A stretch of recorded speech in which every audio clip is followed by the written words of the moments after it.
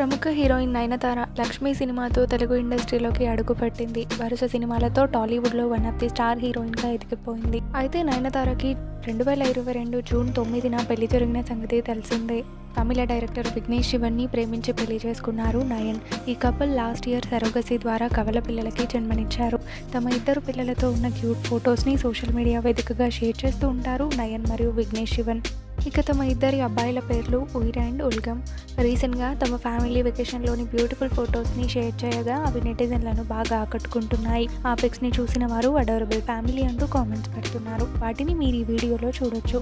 ఈ వీడియో నచ్చితే లైక్ చేసి మరిన్ని లేటెస్ట్ అప్డేట్స్ కోసం మా ఛానల్ని సబ్స్క్రైబ్ చేసి పక్కనే ఉన్న బెల్ ఐకాన్ని క్లిక్ చేయండి.